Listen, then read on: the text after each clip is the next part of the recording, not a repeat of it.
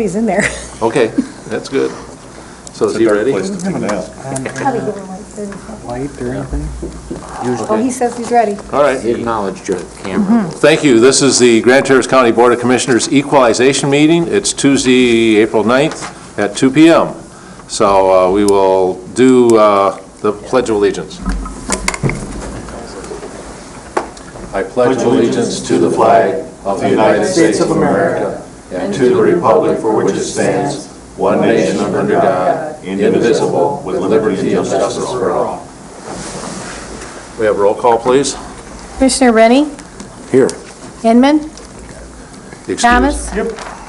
Wheelock? Yes, ma'am. Max Bauer? Here. Lathrop? Lemko? Here. First on the agenda is the first public comment. Is there anybody from the public who would like to make a comment at this time? We welcome you to do so. Okay. Next is the equalization, the presentation of the annual report. Jim, are you going to be doing that, and your staff? Yeah, with me. Okay. Please introduce yourselves. My name's Jim Baker. I'm Equalization Director. Catherine Wallace, Deputy Director. You want to introduce? Sure. And Patty is our new appraiser. Very good. Recently came on board with us. She's halfway through the current certified program and doing well. So, Excellent. Patty, welcome. Thank you. Go ahead. well, this is to equalize values, and it is to equalize the values between the 49 and 50% of fair market value. And at this meeting, I recommend that the Grand Traverse County Board of Commissioners adopt the proposed county equalized values in this report. We'll go on a little further and explain those values, but right at the beginning, this is our recommendation. And this recommendation was determined through the study of 66 different combinations of classes and unit types. This report contains no study of special acts. It's the ad valorem equalized value. This value will then go on and be determined at the state equalized state equalization in May. So this report is subject to state equalization in May. I thank the staff for all their help. We pulled this together pretty quickly. The second Tuesday is fairly early this year, and the boards of review went fairly late, so there's a small window, but the staff pulled together. I thank Catherine and the staff that we got this out. And I thank the board for the support of equalization. I think that I can feel our legs under us, and I can feel it starting to gain strength and go. So I appreciate your support. I think the equalization process is important. I think it directly affects the stability of the community to have values that are consistent and fair and equitable, and to maintain the confidence of the people.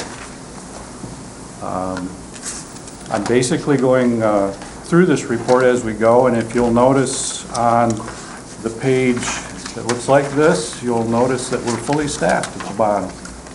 And again, we thank you. We just recently took on a new person, Warren Parrish. He's at our front desk and pretty new to the business, but he's really picking up fast, and they're now fully staffed, and that is great. Takes a little pressure off. Yes, it does. Yes, it does. And then we gave a list of all the local units, their supervisor and assessors. But basically, short and sweet, if you turn to the page with the yellow bar at the top, you'll notice that overall the taxable value change from last year to this year is a little over 2.5%. It appears that a little over 2% increase came from the real property. And from the personal property, there was like a close to a 9% increase in the in the personal property. And quite a bit of that was from the gas and oil well discovery that we've been doing along with the State Tax Commission's bulletin in October, giving us clear and distinct guidelines on how gas and oil should be reported, and I would say that for the most part, the gas and oil companies have come on board with that and are reporting in a more correct fashion. So that was part of where personal property increased so much. Next page, you can see the trend, and we finally have stopped the downward turn on the trend. That's good. We seem to feel that with the sales that are coming in now, and Catherine reviews all those sales, I think we are seeing that the strength is still there. And anybody buying a house probably sees that also. About that. The next page I found interesting. You'll see that there were still some negative equalized values as far as negative increases. And when you look at that, what I also found interesting is that the negative increases were along the eastern border of the county and then wrapped around to Paradise. So Paradise and the eastern boundary of the county seem to reflect these negative SEV increases, and that's overall in all classes. Some of the other ones, you'll notice that the equalized actually increased more than the taxable and vice versa. Some where the assessed maintained a kind of a flat status, and then because of the gap in the two levels, the taxable actually went up more than the assessed did. So. A couple more pie charts that just show you, based on a percentage amount, how each unit compares to the other in assessed and taxable value. And Traverse City and Garfield, they're kind of run neck and neck as being the top, with Traverse City the highest.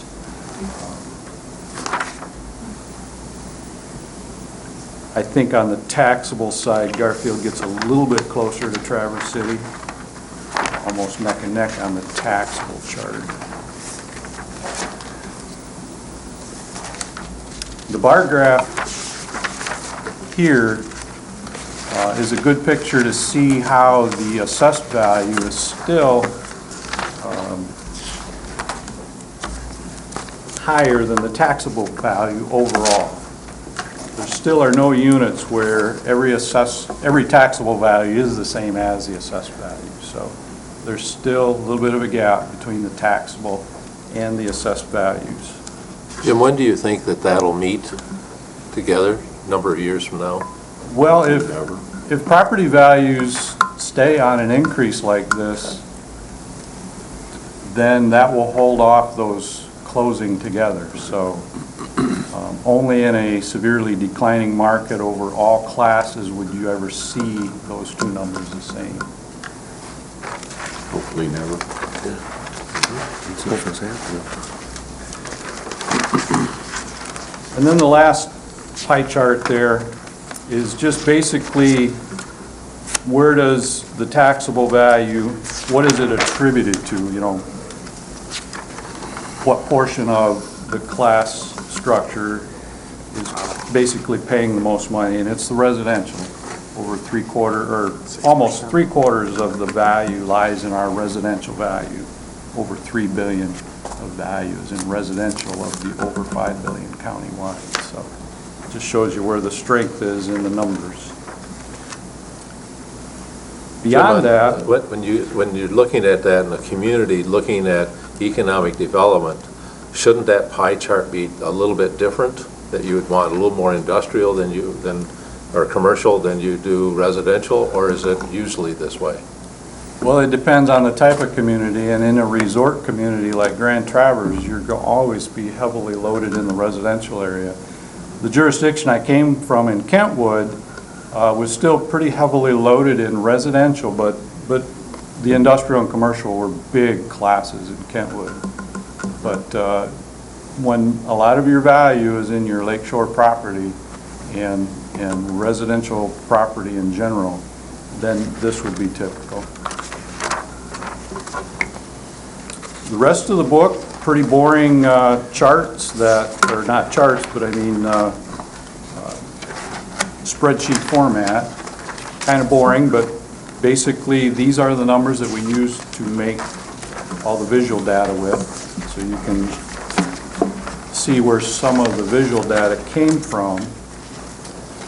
And then the very last 3 pages will be what we'll be signing in order to certify this as the county equalized value of Grand Traverse County.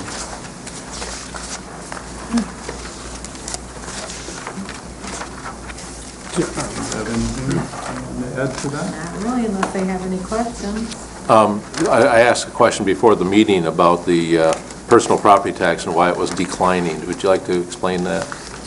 The personal property. The first chart. Parcel count? Or, Yeah, let's see, partial count. parcel count?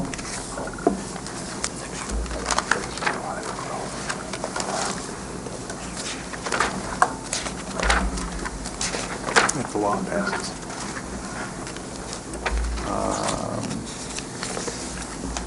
Well, overall,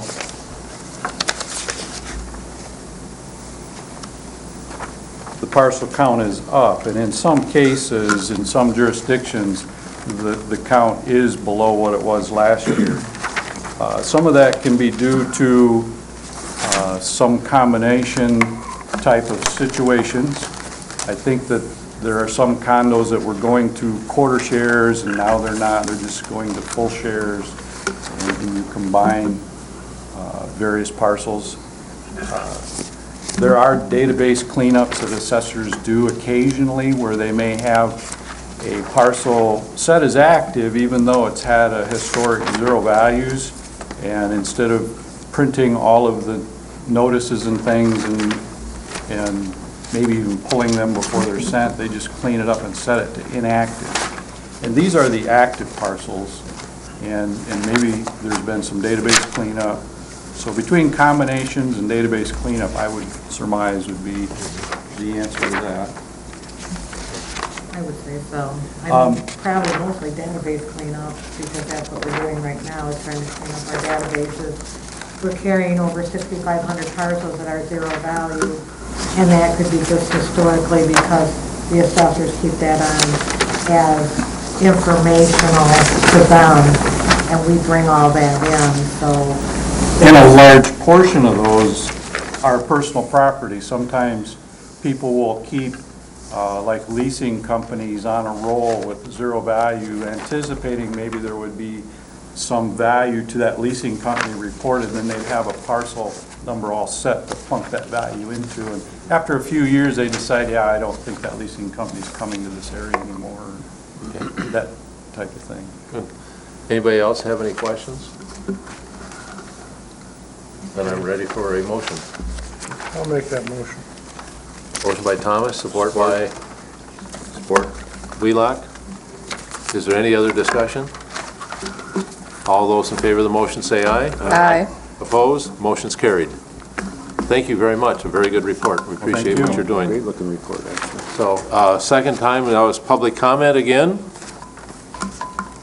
Seeing or hearing none, motion to adjourn. Second. Thank you.